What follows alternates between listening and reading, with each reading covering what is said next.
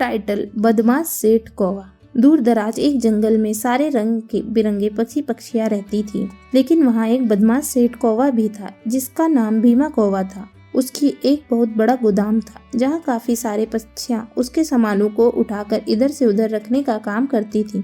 पर सुंदर सुंदर चिड़िया कोई मैना मोर को देखकर उसकी अक्सर नीयत फिसल जाया करती थी। ऐसे ही सुबह के समय एक एक करके उसके गोदाम में बहुत पक्षियाँ आते हैं और सबसे पहले निशा कौवी आती है। निशा: लगता है आज मैं यहाँ सबसे पहले आ गई हूँ। चलो अच्छा है, जल्दी से काम निपटा लूंगी और जल्दी से घर चली जाऊंगी। ये बोलकर निशा कौवी जब सामान उठाकर रखने लगती है तो भीमा सेठ कौवा देखकर कहता है: कौवा, अरे आज तो यह अकेली है, चलो इसके पास जाकर कुछ प्यार भरी बातें कर लेता हूँ। अरे निशा, आज तुम जल्दी कैसे आ गई हो यहाँ? निशा: वह सेठ जी, घर का काम जल्दी खत्म हो गया था तो मैं आ गई। भीमा: अच्छा, वैसे आज तुम बहुत खूबसूरत लग रही हो। निशा: जी सेठ जी, अब वो आप बता दीजिए आज कौन से माल लोड होंगे, मैं उन्हीं को सबसे पहले उठा लेती हूँ। भीमा: अरे तुम मुझसे ऐसे क्यों आंखें फेर रही हो? मैंने कुछ गलत थोड़ी बोला है, तुम तो इतनी खूबसूरत हो, जरा मेरे करीब तो आओ। निशा: सेठ जी, ये आप कैसी बातें कर रहे हैं, होश में आइए। भीमा: जाने मन, तुम्हें देखकर तो मैं मदहोश हो चुका हूँ, तो होश में आने का तो सवाल ही नहीं उठता। हा हा हा। निशा: लगता है आप बौखला गए हैं, तभी इसमें आ जाइए सेठ जी। भीमा: देख लो, प्यार में मेरी बात मान जाओ, वरना तुम्हें यहाँ से हमेशा के लिए निकाल दूंगा, फिर खिलाती रहना अपने बच्चों को खाना कहीं और से। निशा: आप मुझे इस तरह नौकरी की धमकी नहीं दे सकते हैं। भीमा: मैं कुछ भी कर सकता हूँ, सेठ हूँ मैं यहाँ का। निशा: सेठ जी, आप यहाँ के मालिक हो, हर जगह के नहीं, और मुझे यहाँ पर अब काम नहीं करना। भीमा: चली जाओ, अकल ठिकाने आएगी तो खुद ही यहाँ आओगी।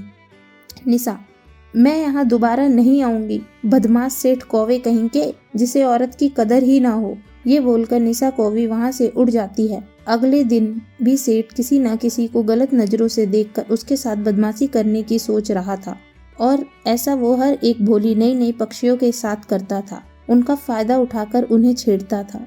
ऐसे ही एक दिन उसके गोदाम में एक नैना नाम की चिड़िया आई, जो कि बहुत ही तेज किस्म की चिड़िया थी।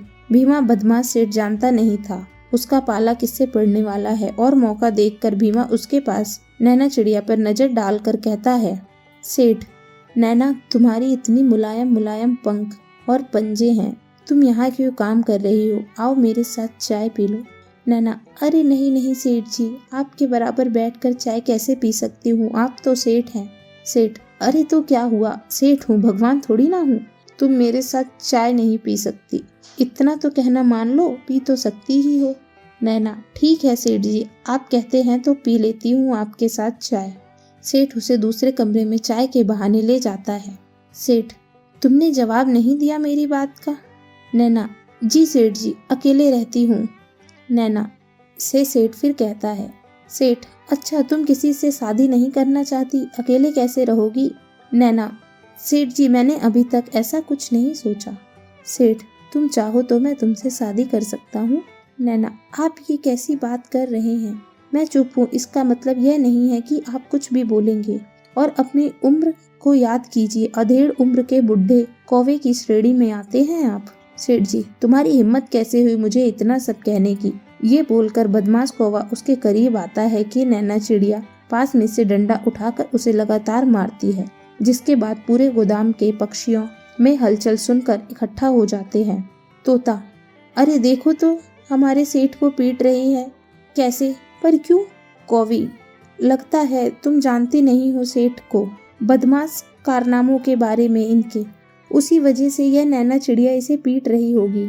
तोता: मतलब उसने तुम्हें भी आजमाया था? कौवी: हाँ, और मैं चुप थी क्योंकि मेरे पास कोई और नौकरी नहीं थी, पर आज मैं बहुत खुश हूँ, नैना चिड़िया ने इसे सबक सिखा दिया। तोता: ये तो एपिक मोमेंट है। नैना चिड़िया उसे और मारती है और कहती है: नैना, दोबारा फिर कभी किसी पर गंदी नजर डाली ना तो आंखें नोच लूंगी तेरी, समझा? सेठ, तेरी इन हरकतों के बारे में मैंने और भी पक्षियों से जान लिया है, तू कितना बड़ा चोर और बदमाश है। आज तेरे गोदाम के सभी लोगों को पता चल गया और क्या इज्जत रह गई तेरी। सेठ, मुझे माफ कर दो, मुझसे इतनी बड़ी गलती हो गई है, लेकिन मैं फिर कभी ऐसा नहीं करूँगा, प्लीज मुझे माफ कर दो। अपनी गलती का पछतावा होने के बाद भीमा सेठ अपनी चिड़ियाओं को बहन और पक्षियों को भाइयों की तरह उनसे खुशी खुशी पेश आता था और वो सब खुशी खुशी रहने लगते हैं। टाइटल: नकलची सास। दूर दराज गांव में जंगल में चारू नाम की कौवी रहती थी, जो कि बहुत ज्यादा लोगों की नकल किया करती थी। शाम को उसका बेटा कालू आकर कहता है, कालू, माँ अब तो मेरी शादी कर दो, कितना वक्त हो गया है, मेरे दोस्त की शादी हो गई है।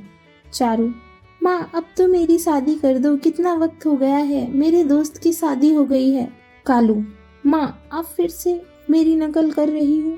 चारू: माँ आप फिर से मेरी नकल कर रही हो। कालू: माँ मैं मजाक नहीं कर रहा, अरे मेरे लिए भी कोई सुंदर सी चिड़िया ढूंढ कर लाओ जो मेरा खाना पकाए, मुझसे प्यार करे।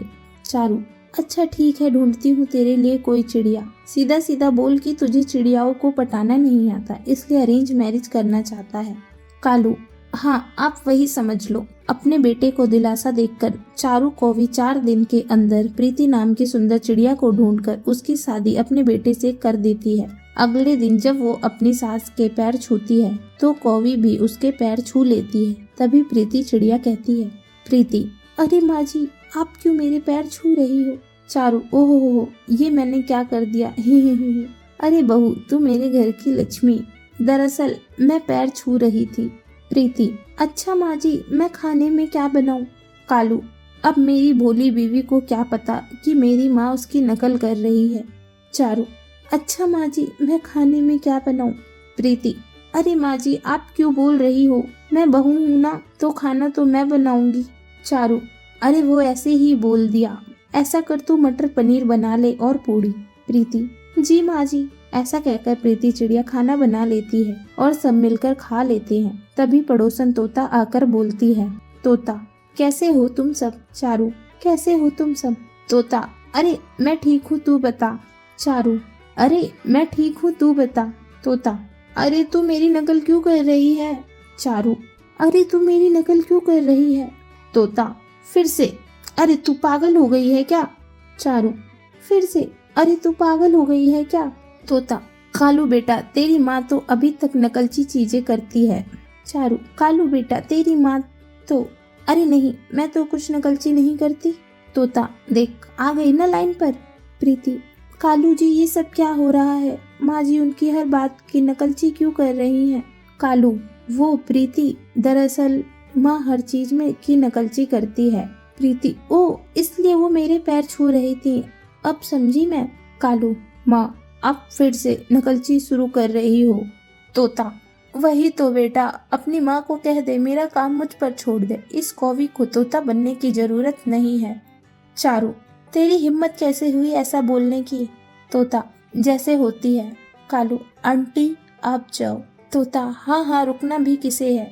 ये बोलकर वो चली जाती है। तभी प्रीति मार्केट जाकर एक सुंदर सा हार खरीदती है।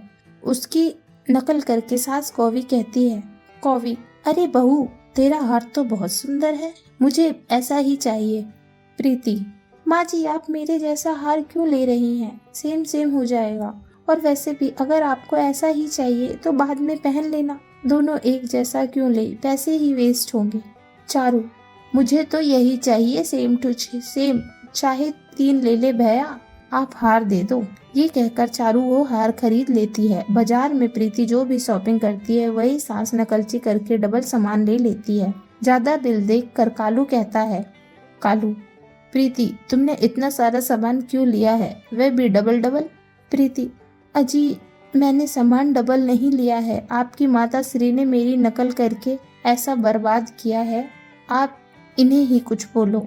कालू: माँ ये सब क्या है, कब अपनी हरकत छोड़ेंगी, देख लो कितने पैसे बर्बाद हो गए, इतना राशन कौन चलाएगा। चारू: बेटा मुझे माफ कर दो, मुझे ध्यान नहीं रहा। कालू: आप क्या माफी मांग रहे हो, पैसे तो वेस्ट हो गए, पता नहीं आप कब सुधरोगे। चारू: बेटा पक्का मैं कभी ऐसे किसी की नकल नहीं करूंगी, एक बार मौका दे दे, मैं सुधर जाऊंगी।